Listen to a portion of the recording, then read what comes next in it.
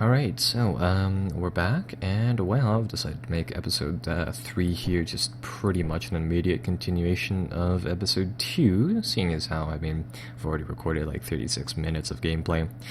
So moving forwards, starting off the battle, all of our armies here, where all of the Austrian armies have combined into Belgrade, and with that said, I'm gonna launch an infantry wave assault here and see what we can do. We have overwhelming enemy war power, so hopefully this will work finely. I mean, last few times the Serbians put up a good fight, so we'll see.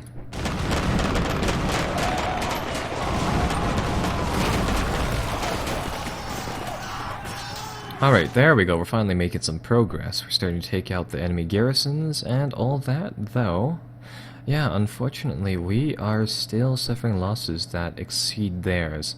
I mean, like, for the most part, you'd expect that, right? But on the on the on the Eastern Front there with Germany, we're seeing a lot of very positive results. Over here, yeah, things are definitely more tough going. And this was, a 6-hour ordeal. We managed to take down the fortress garrison, but not the fortress artillery, so the building's probably still standing. Our guys over here, evidently a lot of them have shown cowardice during the battle. We were carrying large amounts of supplies and ammunition around us, so we get an extra buff to how much offensive power or however much shooting power our guys have, though it's pretty small. All of our guys seem to be led fairly well, though some of our troops were still exhausted. What I can do here is that I can tap through the individual rounds of the battle as well. And I guess we'll talk about some of the combat resolution here. So what'll happen is that I believe for each and every single one of these provincial tiles, I'm not really sure if it's like, say, each and every one has different values or perhaps different overarching, say, categories. For example, woods have a particular frontage, plains have a certain particular frontage and all that. But what'll happen is that the game has this, in my opinion, this black box type of simulation where nobody really knows what it's doing exactly. But what it effectively does is that it takes into account the your units' say fatigue levels and all that, their ammunition ammo and all that, and it combines them with, say, rather it derives a few values from them, such as initiative, so who fires first, the ranges for however far these guys can fire and all that. And what it'll do is that it'll just simulate through calculations, say which unit fires upon which first, at what range, dealing, or whether or not we hit or not, and then it just goes from there throughout the turns here. I'll show you the in-depth stats for the units here if I can, but what I want to do is that I want to tap through the individual hours during the battle, so every round, and I want to see how many hits we managed to connect and how many elements deployed here. So starting off, first hour of the day, none of our troops are exhausted, so that's to be expected. A lot of them were well led, though they seem to be, just very low in morale just in general. A lot of our guys showed cowardice right away. Despite good leadership, some of them had to cross a river, so that's to be expected. We managed to hit the enemy 9 times, dealing this much damage and, I believe, combat power. But the thing is that the Serbians here defended with only 3 elements, and they did they did a lot more than what we had. Or no, they defended with 19 elements, 3 units, or 3 cards of units. And nevertheless, going up against 5 times their numbers, they managed to hit a lot more than our guys.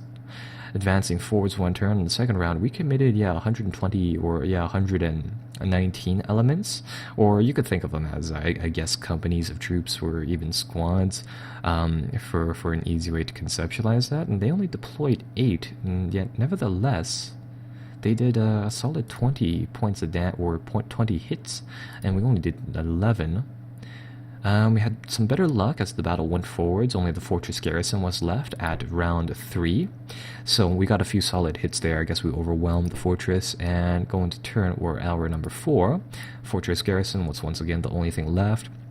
I guess 14 out of, a lot of the hit points from the fortress were eventually bled off, and that went down to 1, and then it was, of course, destroyed later on, and afterwards the fortress artillery was our main target, and after that point, we started getting more hits off.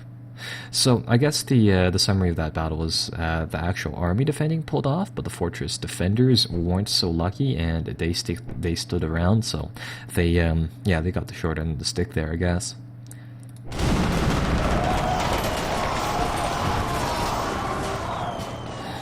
Right, so over here I've told you guys about the Max Hoffman type of thing, where we can figuratively or symbolically intercept the Russian communications, and another great battle has developed here with some solid German troops. We managed to absolutely crush his army over here, took down a lot of his infantry reserves, so that is very, very good.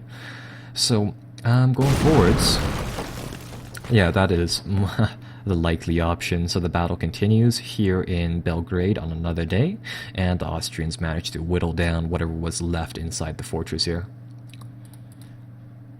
And the French are going to make another attack, so we'll do, over here, we'll do massed fire, or let's see. What happens with massed fire is that it'll increase the frontage, aka the amount of troops firing at each other at one time, and the attack value for our infantry units, but what happens is that it also increases our chances of being targeted and likewise being fired upon. So I'll see what we can do here. I think we'll use long-range suppression fire over here. The main thing is that, as you may have noticed, during these battles on the Western Front especially, more of the adjacent French troops, or at least I believe this is what's happening, a lot of the troops from the adjacent towns join into the battle in the hours following.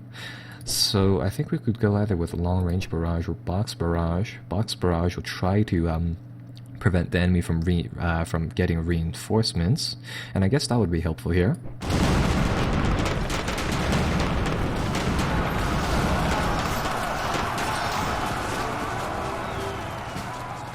Yeah, as you can see, the numbers as you can see, I mean, the numbers spike up during the middle of the battle. I think they only had 40,000 troops initially, and then well, I guess now, I mean, they evidently had 200 and some 200. Where is it? Yeah, 200 some thousand people at the battle. So this was a major battle on both sides here. I'm gonna tab through this and I'm gonna see what had happened here.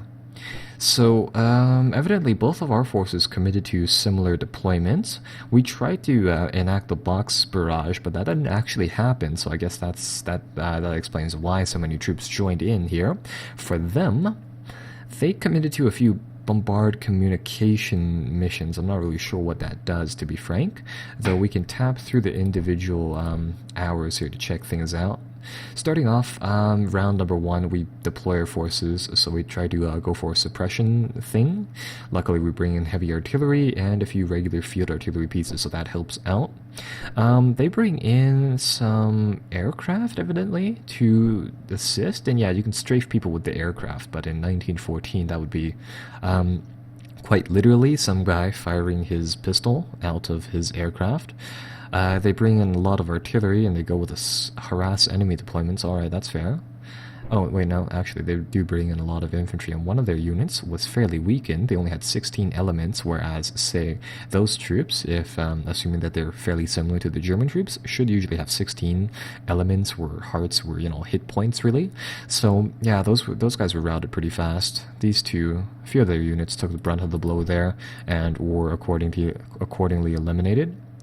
Going from there, their 9th Corps seems to be really well led, seeing as how, yeah, they managed to fire off that event right there, and they have a lot of troops being led by that force as well. This was the round that we failed in our battle plan, so not too much happened here. Apart from the usual trade of losses, they for some reason lost an artillery unit, which is pretty impressive in the sense that those are usually back rank units, because the game does calculate range. Your infantrymen will, for example, move closer and closer. In the other games, more or less, it was line battles throughout. So what you had was troops would gradually move to range 0, and then they'd commit to an assault or a melee brawl.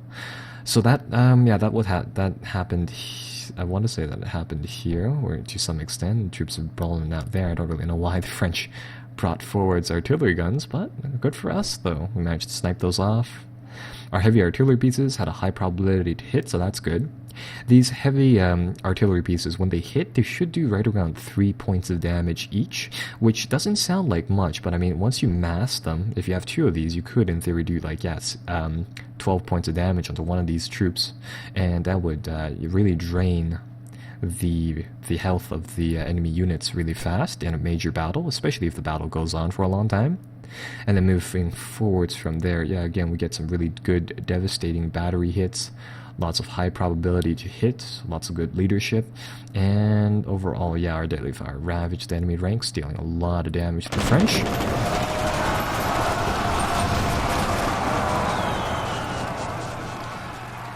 Alright, so some militia being pushed back in Serbia, and our good friend over here, Pavaranikov, is still having a very, very bad day. His troop isn't really a major army anymore, it's more or less just a weakened corps.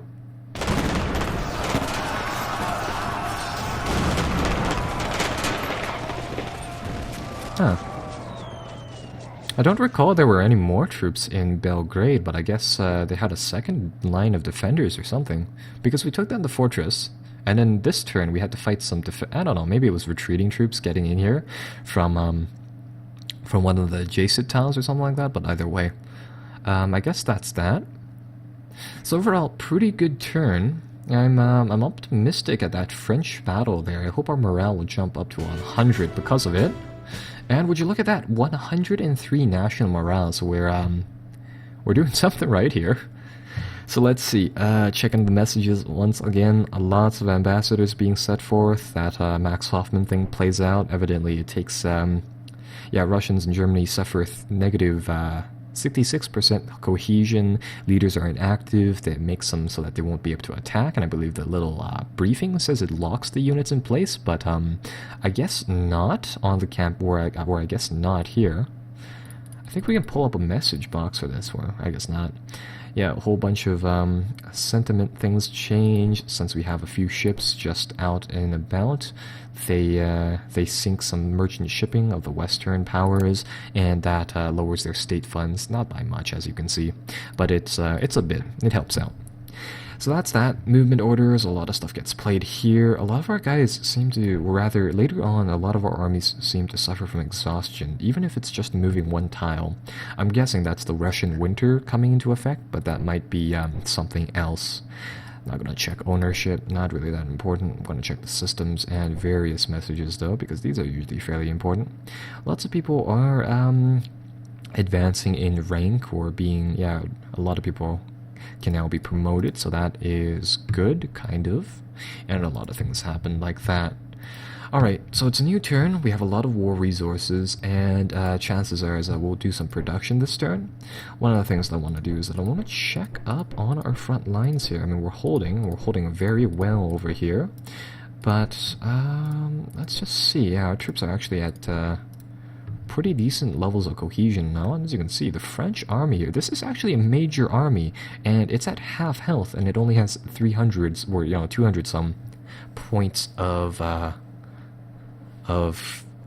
power, really. So that just sums up, I mean, how deadly the fire over here is. I think I'll check back at the war effort over here, and I want to see how many national morale points we gain. So at the battle at Lutzen, we gained 2. That was over here against Alexander, so that makes sense.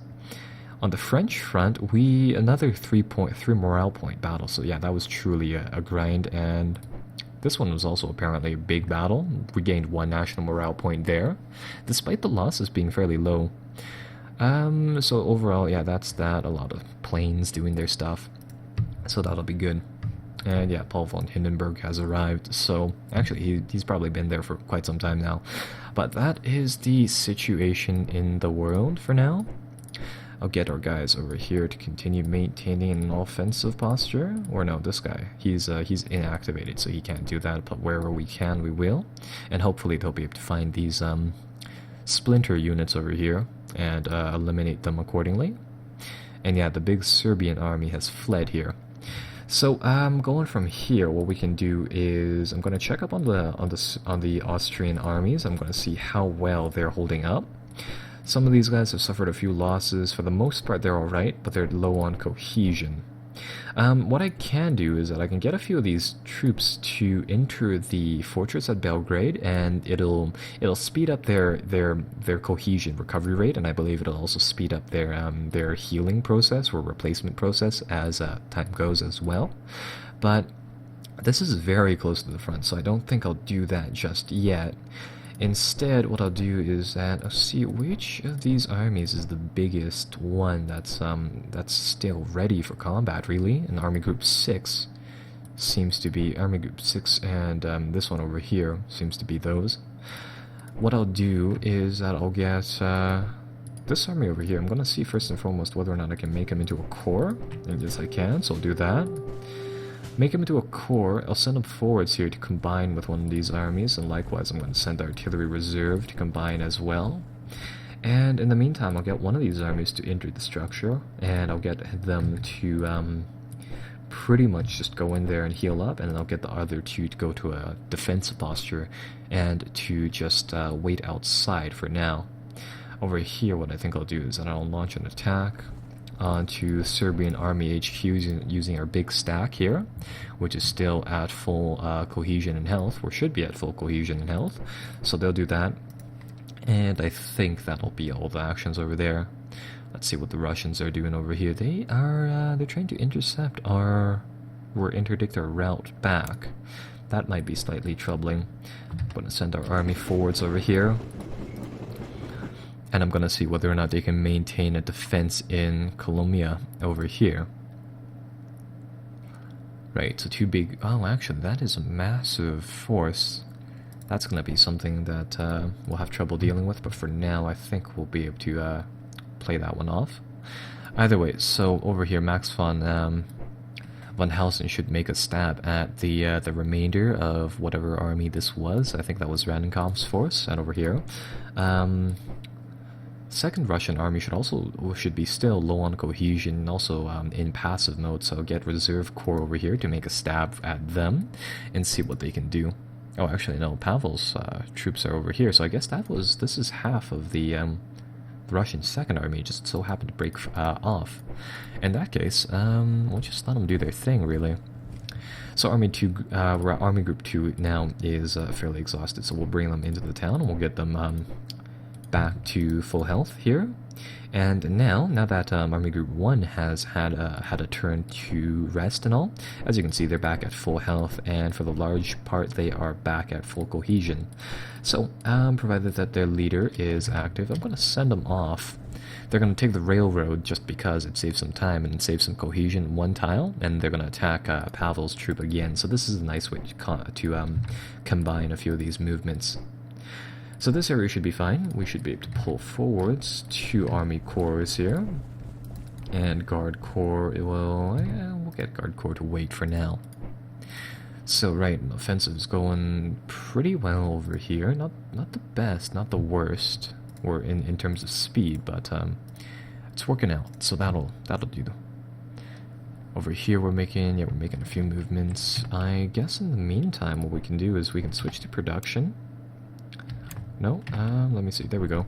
We can switch back to production, and over here what I'm going to do instead this time is that I'm going to build a few heavy artillery pieces as soon as, you know what, instead of building it inside the Ruhr region over here.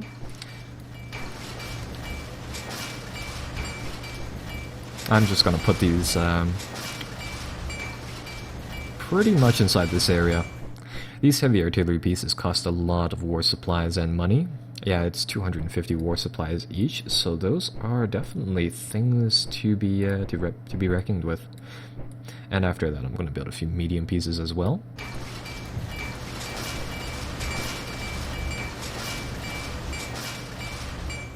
And that'll pretty much lock up that. In the meantime, let's recruit some new generals for Germany, because I believe we'll need a good amount of those soon enough. And let's see, I wanna see what are these things. Grant concessions. We can quell industrial unrest and strikes. And this should make it so that those rebels dissipate to an extent. Though this card costs victory points to play, so that's not terribly great, and likewise we can quail public opinion, which will do something similar, but that'll cost national morale and amongst other things. So we won't do that. One of the reasons why we want to commit to this offensive is to get the enemy to play those cards instead, as that'll reduce their combat power as well. So overall, things are shaping up, though. Going off of this tab right here, the relative combat power of the Eastern powers seem to be still quite numerous compared to ours. Either way, their morale is dropping though, so that is the standard thing there. Yeah, it should take slightly longer for this offensive to finish here, or to batter these Russian armies. And I think what I'll do instead with Hindenburg's forces is that instead of sending them further north to, say, Riga or something, we'll take them and we'll put them onto the railroad network. We'll drop them just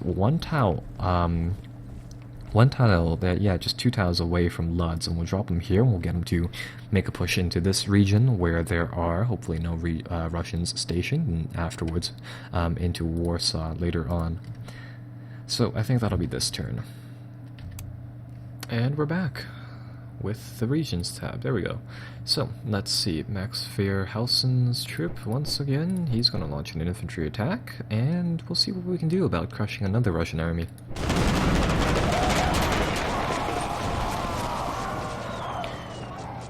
Alright, let's see. So not bad. We had more almost even losses, but nonetheless, actually they did more combat power damage than us, but we hit them more times. That's kind of odd, but nonetheless, I'll take that.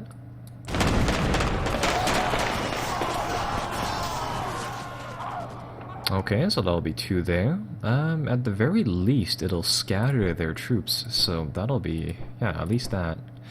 Over here, let's see, we're fighting against a small detachment of Russian troops. I believe this is where Rennenkampf was, so I guess he pulled back.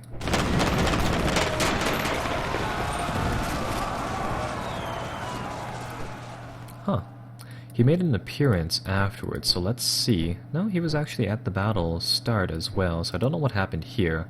But, I guess I don't know. The game displayed a different picture.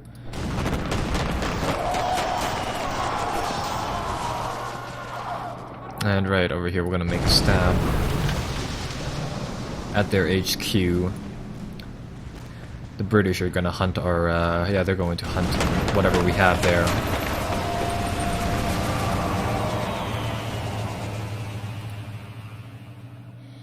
And okay, so that will be the end of another successful turn.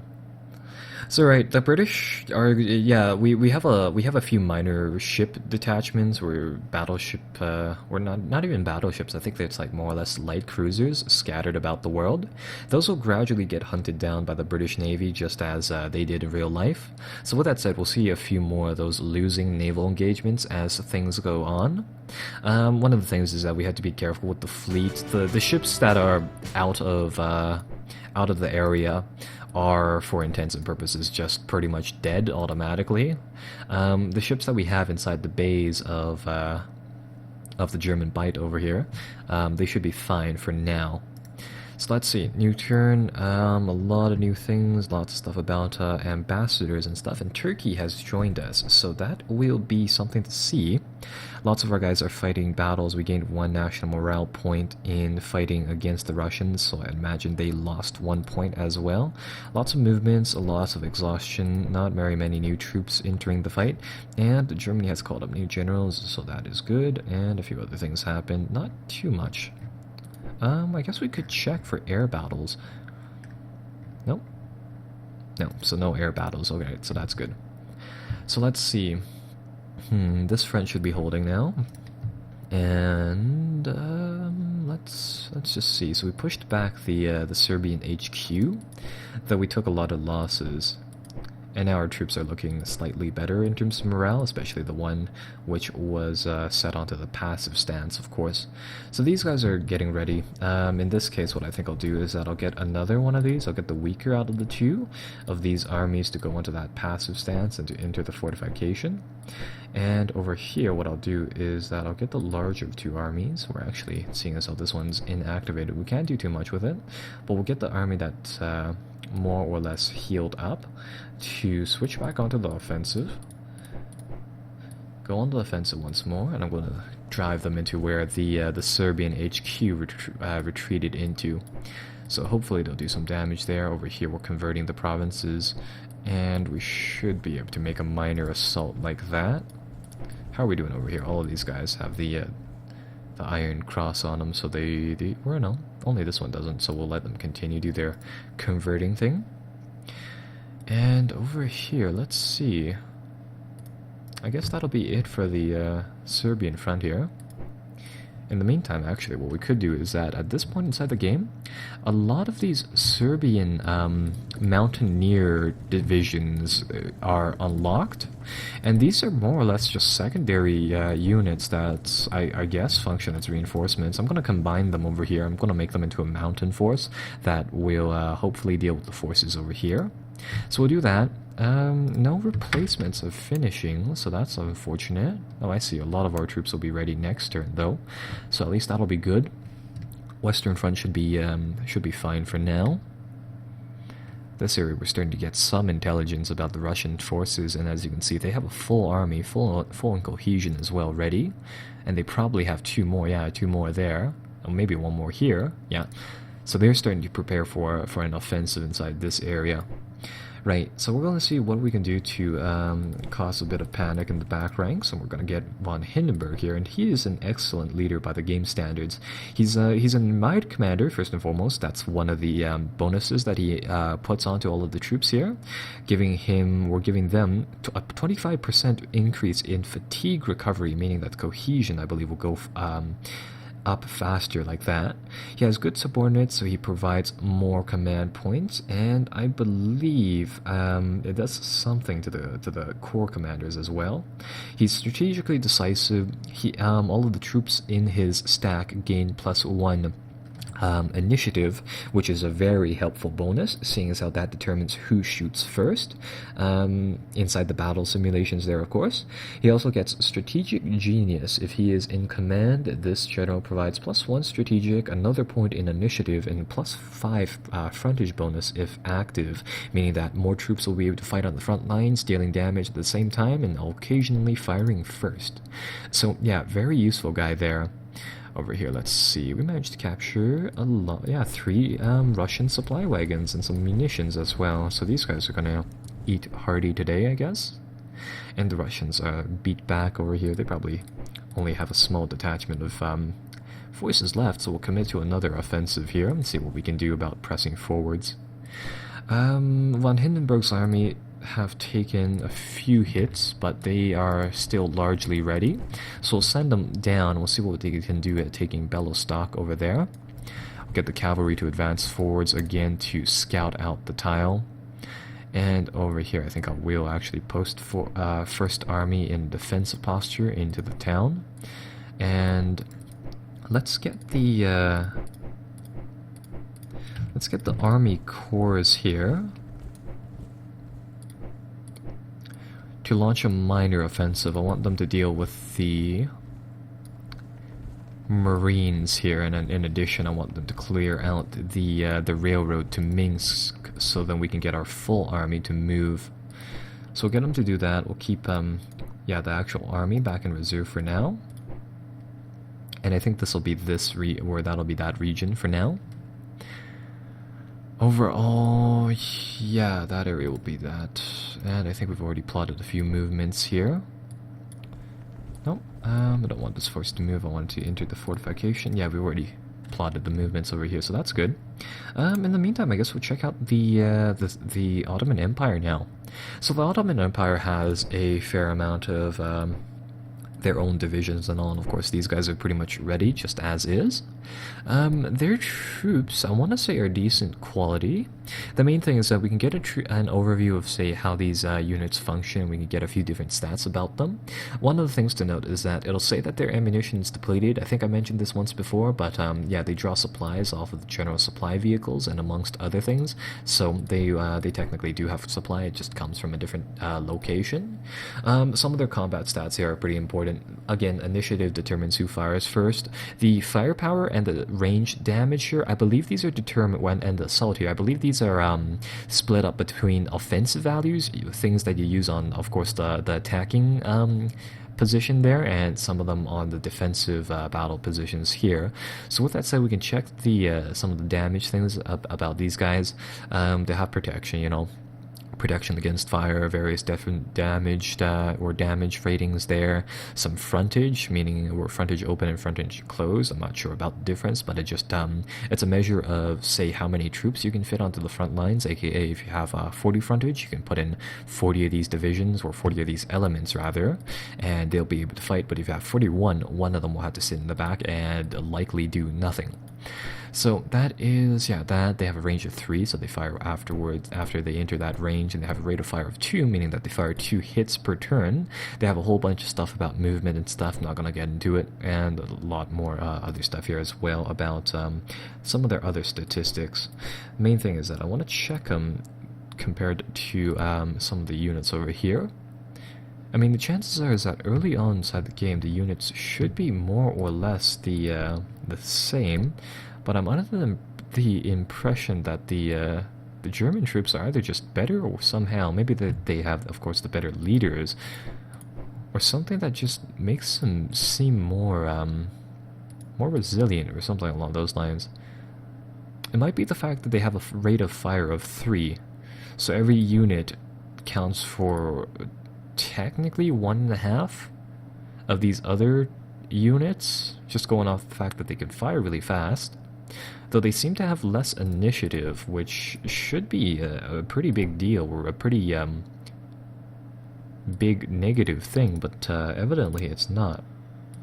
So either way, we've checked up on those units, and well, what we can do now is that we can use the Ottoman Empire's troops to our advantage now. So they've joined up with us in mass, and now pretty much all of their units are unlocked and ready for combat, really. Some of them will still be busy recruiting. And the main thing that we want to do with them is that we want to try to open up a second front here onto the Russians.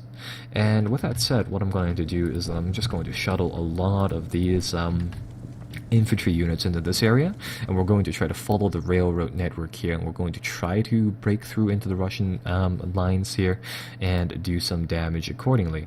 So one of the things to consider with the Ottoman Empire is what troops we send forwards here, and what troops we leave to guard the back ranks. The thing is that it's a viable option for the British to send an amphibious troop over here, and I believe historically they landed over here. It was a disaster, mind you, but they landed a lot of troops near Gallipoli over here, and something happened there. And going off of that note, we might want to keep a few armies stationed here. I believe in World War I there were also a few rebellions happening in the Ottoman Empire. So with that said, it'll be a balance between shifting troops to the front and keeping troops in the back to quell rebellions and defend against, say, possible invasions like that. Overall, that should be something that'll happen later on as time goes on. In the meantime, that will, I guess, be the end of this turn. Alright, and there we go. So, Austrian victory over here. We captured some supply trucks, I guess, or, supply wagons. And let's see. Oh, and the French are gonna make another stab here. We'll see. We'll use one of these battery, some of these artillery battery commands once again. And we'll see here. Actually, where is one that is good? I guess we'll go with counter battery barrage.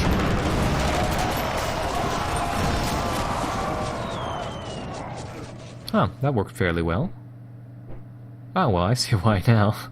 Wait, actually, no, our plans didn't, no, it didn't fire where it didn't succeed. But nevertheless, I mean, if they did try to, they have a lot of artillery guns, and if we were able to silence those, then of course the tiny amount of infantry that they had wouldn't be able to move forwards, and of course they lost almost half their strength here.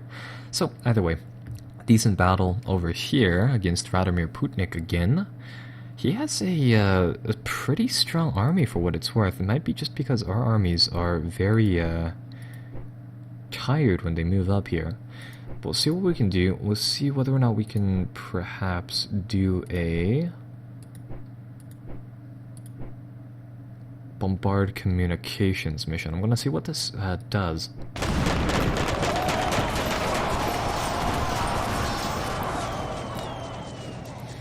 Yeah, no, not the best type of mission. Looks like some of our guys had decent hitting chances, and of course the guys don't seem to be terribly fatigued, but they seem to have, let's see, yeah, really good entrenchment actually over here. So that's that. Moving forwards, we were fighting off with the Power 3 army, defending Lodz.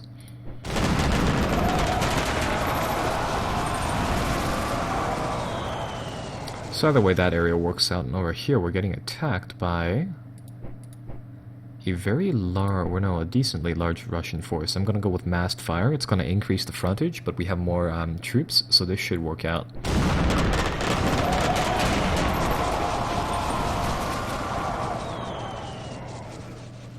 And indeed it did. So yeah, lots of our guys deployed. It looks like the Russians actually had more infantry than us, seeing as how we have a lot of cavalry here.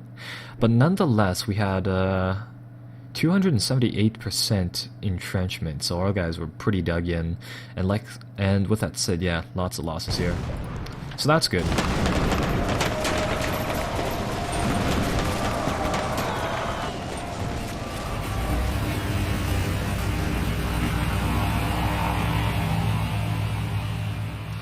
Alright, and some minor plays being made inside the forests over there, inside Serbia, so not bad, not great, but could be doing better, but then again, we're not, say, doing any worse here.